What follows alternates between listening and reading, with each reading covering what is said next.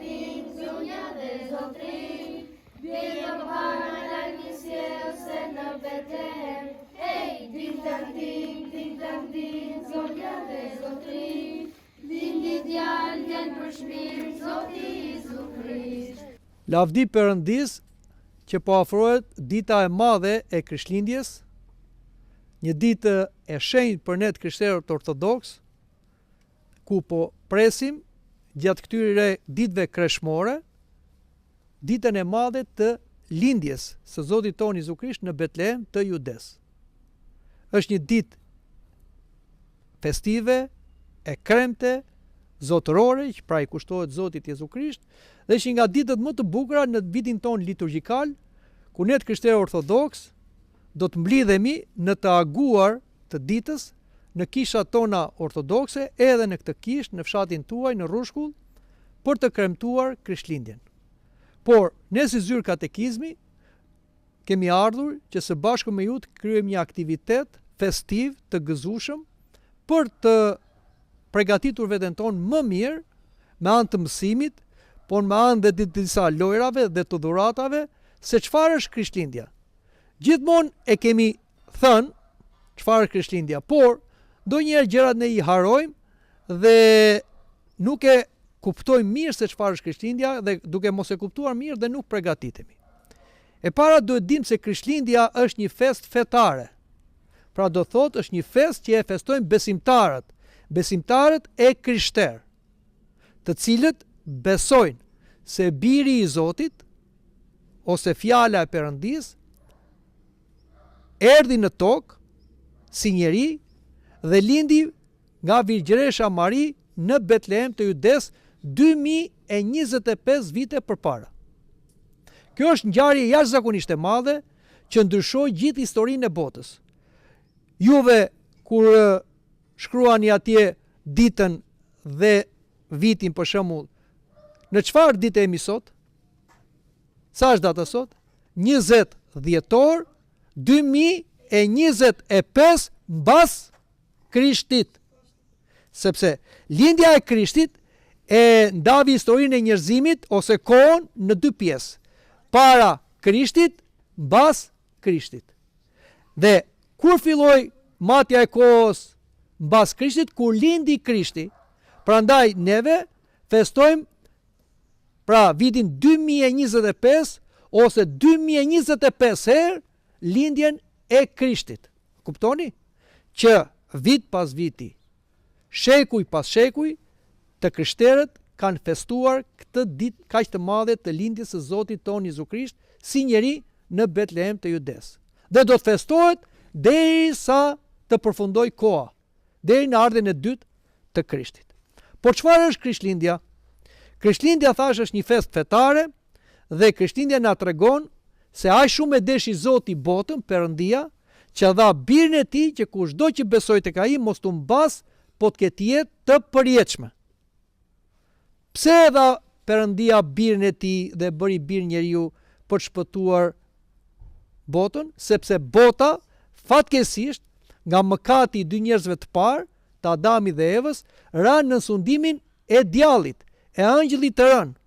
Dhe djalli solli tek njerëzit vdekjen shpirtërore, vdekjen trupore, po jo vetëm tek njerëzit, por edhe tek natyra. Prandaj dhe neve shikojmë sot një botë e cila, si them, është një botë që lulëzon, pastaj prishet, por dhe njerëzit që lindin edhe vdesin. Neve kjo na duket normale, po nuk është normale. Kush nga juve do të vdes? Asnjë. Madje kur dëgjoni se ju një nga i afërtit tuaj, ndoshta në familje ose komshi, ka vdekur, ju trishtoheni, sepse nuk e shikojmë atë njeriu. Aq më tepër kur mendojmë se do vdesim, sa trishtohemi. Themi, pse do të vdesim? Ne duam të jetojmë. Prandaj vdekja nuk është diçka që ne e duam. Nuk e ka krijuar Zoti. Po ta krijonte Zoti vdekjen, do ta doni vdekjen siç duam ushqimin, siç duam të pirën, siç duam gjumin, siç duam aktivitetet. Po vdekjen gjithmonë e largojmë. Madje disa njerëz kanë frikë të dëgjojnë për vdekjen. Por vdekja fatkeqësisht ekziston. Pse ekziston? Jo se e krijoi Zoti, e solli mëkati. Mëkati dy njerëzve të parë që dëgjuan djallin, i cili tha që juve po të hani nga fruti i pemës së të mirës dhe të keq do bëni të pavdekshëm, do bëni si Zoti. Por njeriu gaboi, dëgjoi djallin dhe tek ai erdhi vdekja. Jo vetëm tham njeriu vdes, por dhe bota prishet. Një lule lurzon bukur, pastaj thahet, po një ashtu një pemë, po ashtu zojt, po ashtu kafshët, madje dhe universi shkon drejt prishjes, si thon edhe dielli dal nga dal po shuhet, planetet po degradojnë, pra gjithçka shkon drejt një vdekje. Por Zoti nuk e krijoi as një botën, as njeriu që të vdes, e krijoi që të ishin të përjetshme. Por mëkati solli vdekjen. Atëre, si do të shlyej mëkati i njerëzve? Mëkati i njerëzve shlyhet me një pagesë shumë të madhe. Nuk shlyhet thjesht një më fal, o Zot, kam bërë gabim. Ose nuk shlyhet edhe duke dhënë disa gjëra Zotit, si ofertë, siç më përpara njerëzit shkonin tek Zoti dhe thororizonin edhe kafsh, por çonin edhe fruta dhe ushqime. Zoti nuk ka nevojë as për mishin e kafshëve, as për gjakun e kafshëve, as për fruta. Mëkati i njeriu lahet me gjak. Dhe këtu po flasim për gjak, jo gjak në deleve të qingjave që fatkeqësisht vazhdojnë njerëzit bëjnë kurban, por me gjakun njeriu. Që gjaku njeriu t'i afrohet Zotit për ndjesën e mëkateve duhet të jetë i pastër. Por asnjë nga njerëzit në botë që erdhën mbas Adamit dhe Evës nuk ishin të pastër, sepse trashëgonin mëkatin e Adamit dhe të Evës. Kështu që asnjë njeri nuk mund ta shpëtojë vetveten nga vetja e tij. Por Perëndia në planin e tij dërgoi birin e tij, e bëri bir njeriu për Shpirtin e Shenjtë e Virgjëreshës Mari dhe lindi në Betlehem të Judes, një foshnjë, duke në pamje të parë si një fëmijë, si një foshnjë, por ishte edhe Zot, ishte edhe njeri. Si Zot, ai kishte krijuar të gjithë të dukurat dhe të padukurat. Dhe si njeri erdhi në botë që ta shpëtojë botën dhe njeriu që ra në mëkat. Prandaj, neve sot do flasim për këtë ngjarje kaq të madhe që e festojmë për Krishtlindjen datën 25 dhjetor, se Zoti bëhet njeri, që si njeri ai të shkojë pastaj në kryq dhe të vdes dhe për mëkatet e njerëzve. Dhe pastaj të ngjallet për të na dhënë njeriu e ri dhe botën e re. Kështu që Krishtlindja na çon patjetër tek kryqëzimi dhe të ngjallja e Krishtit. Por ne fokusohemi tek Krishtlindja dhe fokusohemi tek kjo ngjarje kaq e madhe si Zoti arrin dhe bëhet një njeri, një fëmijë i vogël. Fëmijën të gjithë e duan, apo jo? Kur lind një fëmijë të gjithë gëzohen, jo vetëm prindrit, po gëzohen vëllezërit e motrat, gëzohen në gjyshje dhe gjyshja, të afërmit, dhe çdo njeri që shikon një fëmijë ka qejf t'i afrohet, ta preki, ta puthi. Asnjë nuk i trembet një fëmijë, apo jo? Edhe Zoti që mos trembe njerëzit nga ai që është i gjithë pushtetshëm, nuk erdhi te njerëzit me fuqi dhe me lavdi që t'i tremb njerëzit. Se Zoti është dashuri, por erdhi si një fëmijë që të gjithë mund t'i afrohen atij. Kështu që ne për Krishtlindje i afrohemi Zotit fëmijë, që të gjithë mund ta prekim, të gjithë mund ta përqafojmë, të gjithë mund ta puthim, të gjithë mund ta marrim në veten tonë dhe të gjithë të gëzohemi se si Perëndia dërgoi birin e tij si një fëmijë, që ai fëmijë të jetë shpëtimtari ynë. Këtë festojmë për Krishtlindje. Zoti bëhet fëmijë, bëhet njeri, që njeriu dhe të gjithë neve me besimin në Jezu Krishtin, me pagëzimin e shenjtë, me kungimin e shenjtë, me misteret e kishës, të bëhemi perëndi, të bëhemi të pavdekshëm. Atë gjë që nuk arriti ta bëjë Adami dhe Eva se u gënjye nga djalli, e bëjmë neve kur bashkohemi me Krishtin. Prandaj Krishtlindja nuk është vetëm lindja e Krishtit si njeri, por është dhe fillimi i shpëtimit ton, që Zoti bëhet njeriu që ne njerëzit të bëhemi perëndi, të bëhemi të gjithëpushtetshëm, të bëhemi të pavdekshëm, të përjetshëm si Zoti. Lindi Krishti në Betlehem të Judes. Betlehemi i Judes është një krajinë në zonën e Palestinës, ose kur quhet sot edhe Izraeli, dhe është dhe sot e kësaj dite vendi ku ka lindur Krishti. Vendi ku lindi Krishti ishte një shpellë. Dhe një shpellë e përzier si një gjysmë kasole. Aty barint mbanin baktit e tyre. Sepse nëna e Zotit, Vjegjesha Mari, i erdhi koha për të lindë dhe shoqërohej nga një plak, Josifi. Dhe Josifi nuk dinte ku ta çonte, shkoi në disa shtëpi në atë vend, shkoi dhe në një han, por ishin mbyllur shtëpit, hani nuk ishte vend, atëherë u detyrua ta çojë në një shpellë, Vjegjesha Mari. Dhe atje Josifi e la dhe shkoi për të gjetur disa mami. Por aty në shpellë Vjegjesha Mari shfaqet kryengjit i Gabriel dhe mëson se si ta lindi birin e saj. Ajo e lindi birin e saj dhe mbështolli me rrecka, me fustanin e vet dhe e mbështolli trupin e foshqes dhe nuk dinte ku ta vinte dhe e vendosi në një grazhd. Grazhdi është vendi ku han kafshët. Aty e vendosi foshnjën dhe aty erdhën disa kafsh. Erdhi kau, erdhi delja, qingji dhe gomari dhe me frymën e tyre e ngronin trupin e fëmijës, se ishte kohë e ftohtë. Çfarë kuptimi ka kjo sot? Edhe neve sot festojmë lindjen e Krishtit në Betlehem të Judes. Por Krishti tani rilindet jo më në Betlehem të Judes, se ka lindur, do të rilindet në zemrat tona. Zemrat tona bëhen tani vendi ku lind Krishti, bëhen si shpella e Betlehemit, bëhen si grazhdi. Por kur lind Krishti këtu, kur ne besojmë te Zoti Jezu Krisht, ne i lutemi atij, ne e pastrojmë zemrën tonë me pendim dhe me rrëfim dhe pranojmë që ai të vi tek neve me anën e mistereve të kishës. Dhe misteri më i madh që ka kisha është kur marrim trupin dhe gjakun e Krishtit. Kur marrim trupin dhe gjakun e Krishtit në kish, Krishti vjen dhe lindet brenda nesh. Prandaj, Krishtlindja festohet në kish. Nuk festohet në shtëpi, nuk festohet as në rrugë, në sheshe, nuk festohet as në për lokale, festohet në kish. Kështu që për Krishtlindjen ne duhet vim në kish dhe atje në kish të dëgjojmë shërbesën fetare, meshën e shenjtë dhe të marrim trupin dhe gjakun e Krishtit kur jemi të pagzuar dhe të penduar dhe të rrëfyer dhe të përgatitur. Atëherë Krishti lindet tashmë në zemrën tonë dhe zemra jonë bëhet një shpellë e Betlehemit, bëhet një grazhd dhe ne festojmë vërtet Krishtlindje. Kuptoni? Kështu festohet Krishtlindja. Kur vini në kish dhe pranoni Krishtin në veten tuaj me trupin dhe gjakun e tij. Atë që duar të them sot është diçka tjetër.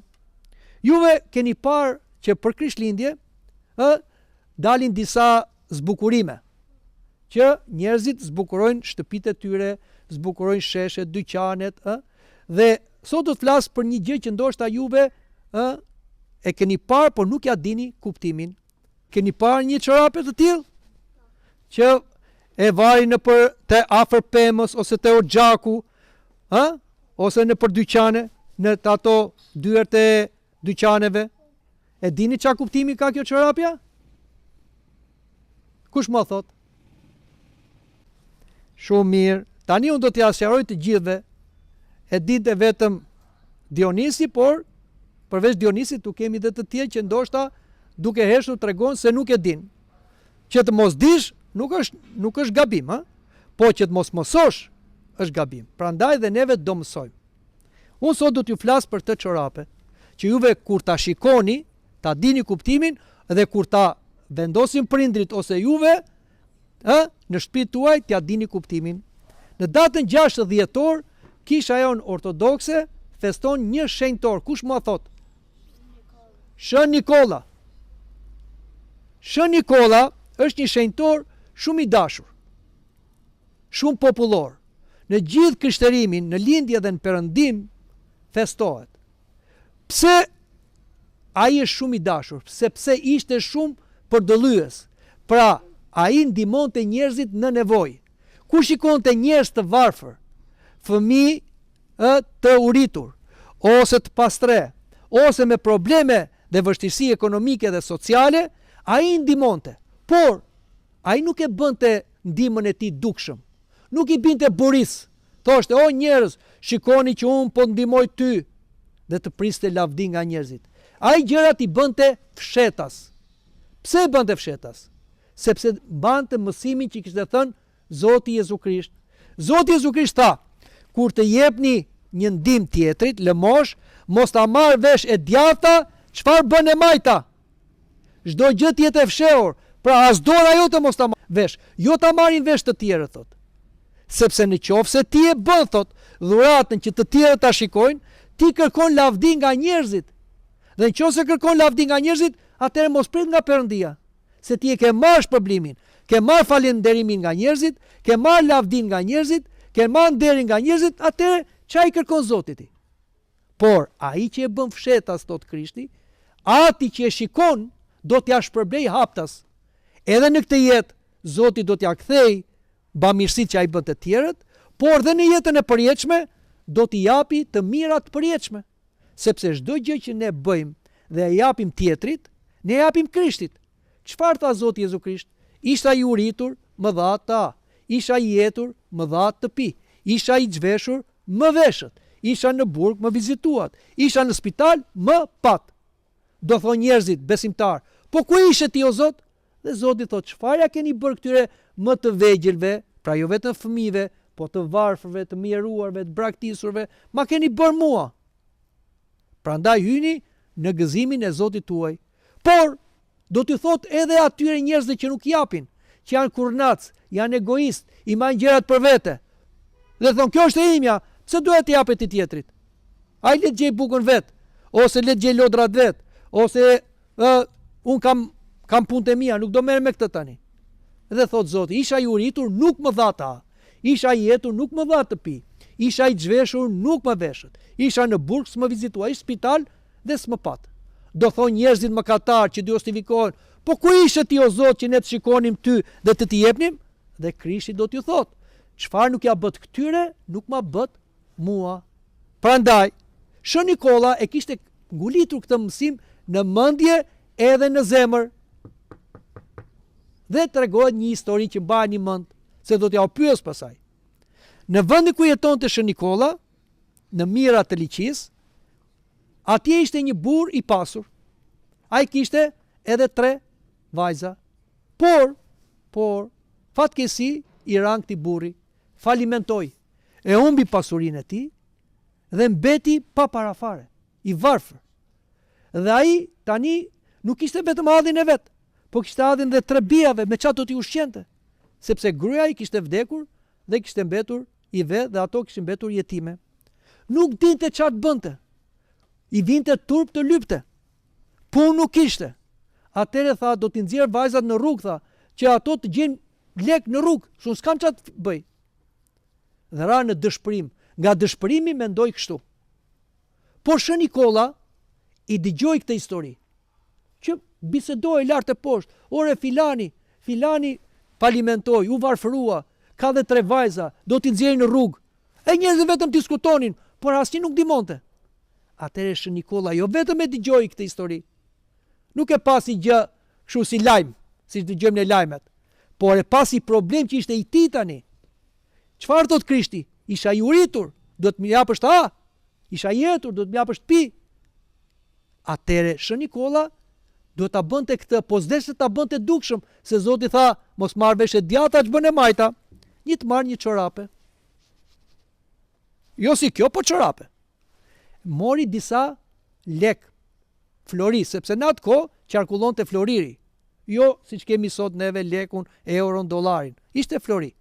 Edhe e mori disa monella floriri, e futi te një çorape, e lidhi çorapen dhe shkoi te avllia, afër avllis ati, edhe trak e olli. Po në çorapi kishte shkruar në një letër, kjo këtu është për të martuar vajzën e parë. Ky tani njeri kaq i dëshpëruar, shikon një çorape. Po ç'është kjo çorape në kopshin tim? E shikon të lidhur. E hap, shikon disa flori, monella. Gjende letër, pa emër. Zotri, këto përdori për martesën e vajzës parë. Tha lavdi Zotit. Zoti e bekoft atë njeri që ma ka bërë këtë të mirë. Sa i s'ja dinte kush ishte. Edhe martoi vajzën e parë.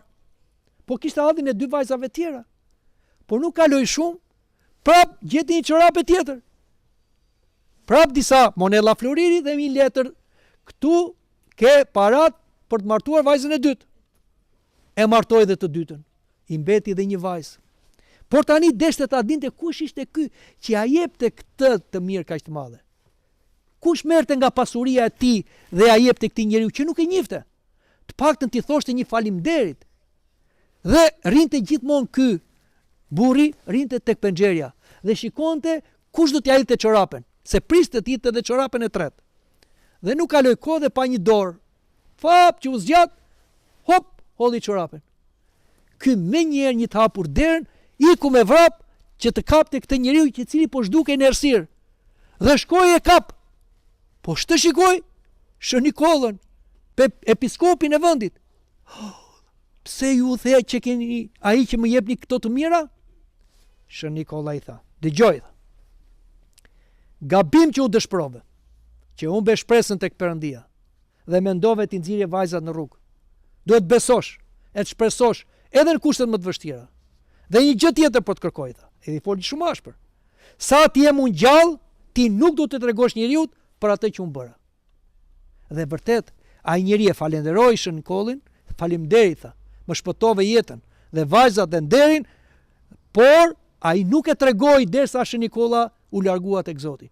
Kur u largua tek Zoti, u tregua dhe kjo ngjarje nga ky njeri, se si Shën Nikolla shpëtoi këtë njeri dhe vajzat e tij, dhe kjo u bë pastaj një ngjarje që u transmetua brez pas brezi. Prandaj, për ditën e Shën Nikollës, ishte tradit që fëmijët në përkopshte, në porogjaqe, vinin disa çorape. Dhe prindrit ose miqtë e tyre, gjatë natës, i mbushin me dhurata, dhe kur fëmijët gdhieshin për ditën e Shën Nikollës, në mëngjes, shikonin çorapet e mbushura me dhurata. Dhe thonin, ai dërgoi Shën Nikolla. Kjo është historia e çorapes. Kuptoni? Prandaj, sa herë që të shikoni këtë çorape, të kujtoni mrekullin, bamirësin e Shën Nikollës, i cili e bëri fshetas që mos dukej dhurata, që mos priste falënderim nga njerëzit, por nga Perëndia. Edhe juve, në qoftë se doni të bëni një dhuratë për Krishtlindje, një vllajt, motrës, mikut, shokut, çfarë keni juve, bëni një dhuratë, se shmirë. Sepse jo vetëm do marrim dhurata, po dhe do t'i japim, por përpiqeni t'i bëni fshetas, pa i marrë vesh njeri. Për shembull, mund të bëni ose në një çorape të tillë, ose në një qese, ose në një diçka, në i paku, e bëni dhe alini te dera. Dhe ai, kur të hapi derën, shikoj këtë dhuratë. Kush ma solli? Dhe ju do i thoni, kjo dhuratë është nga Krishti për ty, sepse unë e kam bërë në emër të Krishtit. Dhe ai do japi lavdi Krishtit dhe Zoti do t'i japi ty bekime. Kuptoni? Bëni këtë për Krishtlindje, bëni këtë gjë, këtë herë. Pra bëni një dhuratë dhe çojeni fshetas tek ai që doni juve. Por, jo vetëm për ata që kemi afër, vlla, motër, prindër, gjyshe ose miqe, shok, shikoni njerëzit që kanë probleme. Shikoni aty në pallatin tuaj, në komshit tuaj, mund të jetë një familje e varfër, që nuk ka mundësi ekonomike kaq shumë. S'ka ushqime shumë, s'ka rroba shumë, ka nevojë për diçka, ka nevojë edhe për një lodër, ka nevojë edhe për një libër, ka nevojë edhe për gjë shumë thjesht. Çfarë bëni? Kërkojeni prindrit tuaj, ose kurseni nga ato që shkoni i harxhoni për të blerë diçka, në një ëmbëlsirë, në një diçka, kurseni ato lekët dhe bleni një dhuratë dhe mbështilleni dhe çojani dhe lijani fshetas. Dhe bëni këtë siç bëri Shën Nikolla. Bëni këtë për dashurinë e Krishtit. Çojani Krishtit që është tek njerëzit e varfër. Atëherë keni bërë një gjë të bekuar. Dhe ashtu si Zoti e bekoi Shën Nikollën dhe e shenjtëroi, do t'ju bekoj edhe juve.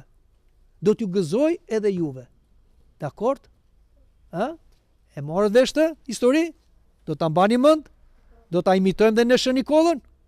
Do ta imitojmë. Edhe neve si zyrë katekizmi do t'ju japim një çorape të tillë dhe brenda kemi futur disa dhurata që do t'i merrni juve. Nuk ka emra. Po i kemi bërë në emër të Zotit Krisht. Edhe juve kështu do veproni tek të tjerët. Kuptohet, sipas mundësisë që keni. Jemi dakord dhe për këtë? Tani kemi edhe diçka tjetër të fundit. Tani do bëjmë edhe një punë dore që kemi përgatitur ne si zyre katekizmit të Kryepiskopatës. Nëse mbani mend, në Krishtlindjen që kaloi, ne bëm një festo, apo jo? Mbani mend po. Shikoni sa shpejt ikën koha. Sikur ishte dje ajo festa. Koha ikën shumë shpejt. Dhe në atë fest, neve bëm një pundore se si të bëjmë kryqin. Mbani mend? Që bëm një kryq, e lyem me varak dhe tham që do shkojmë ta vendosim tek pema që kemi në shtëpi. Sepse ne kemi parë për Krishtlindje që ose gjatë kësaj periudhe në për shtëpira, në për sheshe, në për dyqane vendoset pema. Disa i quajnë pema e vitit 3, po nuk ka pemë të vitit 3. Pema ka qenë një simbol që ka filluar në shekullin e 16, një simbol i Krishtlindjes. Filloi tek në Perëndim, pastaj kaloi në lindje dhe sot është bërë një simbol i përgjithshëm i Krishtlindjes. Por pema bëhet një simbol i Krishtlindjes kur ne vendosim një kryq, sepse kryqi është shenja e Krishtit. Prandaj, bani mend, në festën që kaloi, neve tham, dhe pema e Krishtlindjes do vendosim kryqin. Ja. Por tani këtë radhë do bëjmë dhe diçka tjetër. Pra, e marrim të mirë qenë që ju e keni bërë pemën në shtëpi. Dhe pema ka kryqin që e keni ruajtur nga festa që kaloi. Në qoftë se juve nuk e keni ruajtur, ne do bëjmë një kryq të ri këtu dhe ju përsëri do t'ja vendosni pemës që të quhet pema e Krishtlindjes.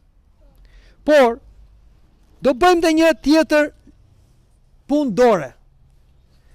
Ju keni parë që pemat gjithmonë zbukurohen me topa të ndryshëm. Pra, çfarë janë këto topa? Çfarë janë këto topa? Topat vendosen tek pema. Kështu. Dhe zbukurohet pema, apo jo? Çfarë janë topat? Ja t'ja u shpjegoj unë. Njerëzit paganët e lashtë para Krishtit i shikonin trupat qiellor që janë si sfera, trumbullak. Dielli, hëna, është si kështu? Është trumbullak, apo jo? I shikonin sikur ishin zotat. I faleshin diellit, i faleshin hënës, i faleshin yjeve. Dhe mendonin se ato ishin zota. Por kur erdhi krishterimi tek që në shekullin e parë edhe në këtu në Iliri, dhe pastaj edhe gjatë shekujve dhe deri më sot, mësuan që njerëzit nuk do t'i falen as diellit, as hënës, as yjeve. Por duhet t'i falen krijuesit që ka bërë diellin, hënën dhe yjet. Dhe Isu Krishti është biri dhe fjala e Perëndis. Ai që me fjalën e tij ka krijuar diellin, hënën, yjet, ka krijuar dhe njeriu. Por Isu Krishti u bë dhe njeri. Isu Krishti quhet dhe dielli i drejtësisë. Por pema është simbol i pemës së jetës. Në parajs ishte një pemë që quhej pema e jetës, që kishte frutat e përjetësisë, që po t'jante njeriu ato fruta, bëj dhe mbetej i pavdekshëm. Fatkeqësisht njeriu hëngri frutat e pemës së të mirës dhe të keqes dhe bëj i vdekshëm. Por përsëri Krishti erdhi dhe u kryqëzuar në një dru peme, apo jo? Kryqi a është prej druri? Druri a vjen nga pema? Pra Krishti tani nëpërmjet drurit të pemës, kryqit, na çoi prapë tek pema e jetës, që ne të ham nga frutat e pemës jetës.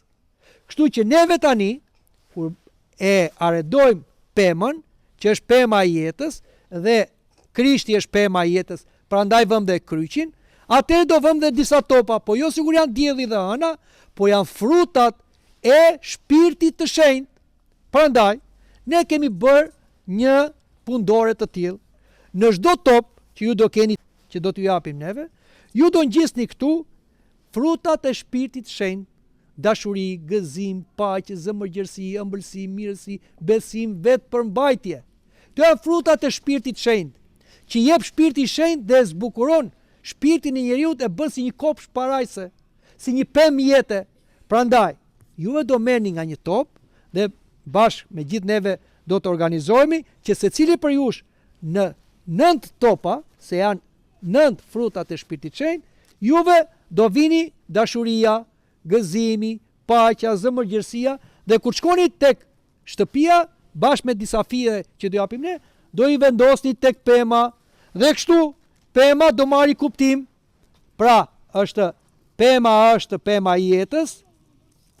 Pema e jetës është Krishti, që simbolizohet me kryqin dhe ka frutat e përjetësisë të jetës, që ka frutat e Shpirtit Shenjtë, dashuria, këtu kemi mirësia, kemi dhe frutat të tjerë, të cilat juve do t'i merrni një nga një dhe do t'i ngjisni tek këto topat. Kjo do jetë puna e dorës që do bëni. Jeni dakord? Dhe në fund pasaj, secili do marri topat e vet me emrat e frytit të Shpirtit të Shenjtë dhe do t'i fusi tek kjo çorapja bashkë me disa dhurata që ju kemi përgatitur ne, e do shkoni në shtëpi. Jeni dakord? Ta bëjmë këtë punë dore, që ta plotësojmë pemën që keni në shtëpi, që t'i tregojmë dhe njerëzve, kjo nuk është pema e vitit të ri, është pema e Krishtlindjes, që do thot pema e jetës së parajsës, dhe pema e jetës është Krishti. Prandaj vihet kryqi i Krishtit dhe janë frytet e Shpirtit të Shenjtë që na japin jo vetëm të mira në këtë jetë, por na japin jetën e përjetshme. Jemi dakord fëmijë? Ka ndonjë pyetje? Atëre e përmbyllim gjithë mësimin? Pra, për Krishtlindje festojmë lindjen e birit dhe fjalës së Perëndis si njeri, prej Virgjëreshës Marin në Betlehem të Judes. Pra, ne shikojmë një foshnjë, por nuk është thjesht foshnjë, është Zot dhe njeri bashk, i cili u bë njeri që të marrë mbi vete mëkatet tona, dhe të na fali jetën e përjetshme, dhe të na bëj si Perëndia të përjetshëm, të pavdekshëm.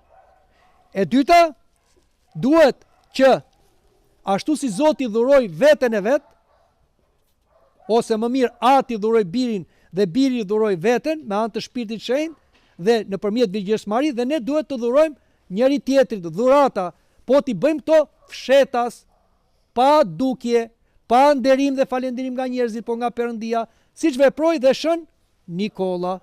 Dhe Perëndia si shpërblim do na japi frutat e Shpirtit Shenjtë, dashuri, gëzim, paqe, zëmërgjërsi, ëmbëlsi, mirësi, besim, vetëpërmbajtje. Kështu do bëhemi një kopsh parajse dhe do ham nga pemat e jetës, nga frutat e pemës së jetës. Edhe do jemi të gëzuar, të lumtur edhe në këtë jetë, por mbi të gjitha të pavdekshëm në përjetësi bashkë me Krishtin, Zotin ton. Amin. Për shumë vjet, Krishtlindjet. Amin.